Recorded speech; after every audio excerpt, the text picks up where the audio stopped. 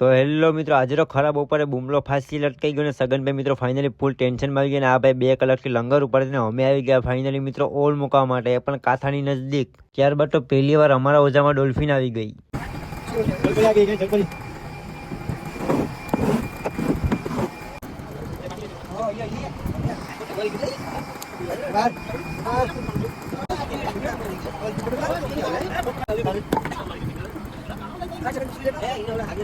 Finally મિત્રો ડોલ્ફિનને આપણે પાણીમાં એમને એમ જીવતે જીવતી નાખી જ દીધી છે.